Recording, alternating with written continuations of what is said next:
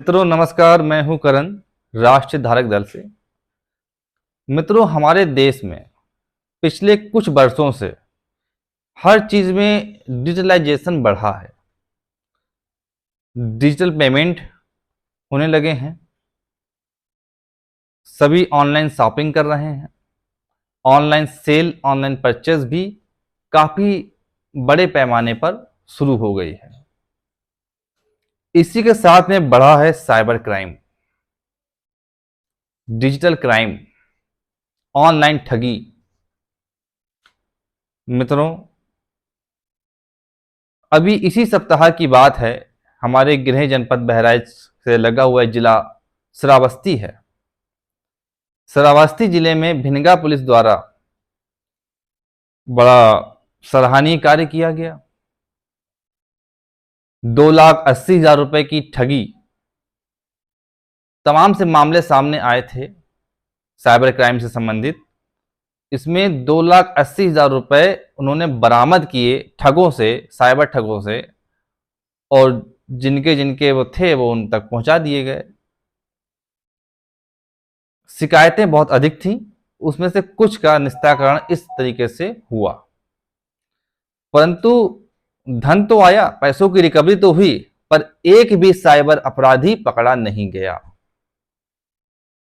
Online ठगी करने वाला एक भी अपराधी इस प्रकरण में पकड़ा नहीं गया। केवल श्रावस्ती का नहीं, अधिकांश जिलों का यही हाल है। साइबर क्राइम होता है, आपसे कुछ बता के किसी प्रकार से ओटीपी मांग लिया जाता है, उसके बाद ओटीपी आपके खाते से तुरंत तत्काल पैसा निकल जाता है, निकासी हो जाती है, वो किसी दूसरे व्यक्ति के खाते में पैसा चला जाता है। आप कोर्ट जाते हैं, कचहरी जाते हैं, साइबर थाने जाते हैं, वहां पे शिकायत दर्ज कराते हैं, किसी की लगभग कोई सुनवाई होती है बाती नहीं है, पर 1-2%, 2-4%, 10% लोगों का रिकवरी हो जाता है, किसी प्रकार से रिकवरी हो जाता है, उनको उनका पैसा मिल जाता है, पर अपराधी नहीं पकड़े जाते हैं। बड़ी समस्या है भाई, अपराधी नहीं पकड़े जा रहे हैं। यदि अपराधी पकड़ जाएंगे तो वो नए नए क्राइम नहीं कर पाएंगे, पर अपराधी पकड़े नहीं जा रहे हैं। बहुत ही कम संख्या में अपराधी पकड़े जा रहे हैं। मित्रों, बहुत अचंभे वाली बात है, हैरानी कर देने वाली बात है कि यदि कोई चोर चोरी करता है और पुलिस उसको पकड़ने का प्रयास करती है, किसी अज्ञात व्यक्ति के खिलाफ मुकदमा दायर होता है, एफआईआर दर्ज होती है किसी अज्ञात व्यक्ति के नाम पर, तो उस अज्ञात व्यक्ति को पुलिस ढूंढ लेती है, ढूंढ ले आती है, उसको पकड़ लिया जाता है किसी न किसी प्रकार से। अधिकांश केसेस में पुलिस पकड़ लेती है उस अज्ञात अपराधी को भी, जिसके बारे में कोई जानकारी नहीं थी, नाम क्या है, पता क्या है, शकल क्या है, पिता क्या है, गांव कहाँ है, शहर कहाँ है, पर वो अपराधी पुलिस पकड़ लेती है किसी न किसी प्रकार से। अधिकांश केसेस में ऐसा सुनने को मिलता है, देखा जाता है। पर जो साइबर क्राइम होता है वो अकाउंट टू अकाउंट होता है। एक खाता धारक दूसरे खाता धारक से फ्रॉड करता है, और जितने भी भारत में जितने भी खाता धारक हैं, जितने भी अकाउंट्स हैं, उन अकाउंट्स होल्डर्स की डिटेल्स, उनका Aadhaar card, PAN card, photo, mobile number, सब आरबीआई के पास है। यानी कि सरकारी तंत्र के पास उनकी पूरी डिटेल्स, पूरी कुंडली है। बावजूद उसके साइबर क्राइम इतनी बड़ी पैमाने पे, इतनी बड़ी संख्या में हो रहा है, लोगों के साथ में फ्रॉड हो रहा है, और फ्रॉडर्स नहीं पकड़े जा रहे हैं, अपराधी नहीं पकड़े जा रहे हैं। इसका मतलब कहीं ना कहीं इन अपराधियों की सांठगांठ शासन और प्रशासन पर बड़े लेवल पर है।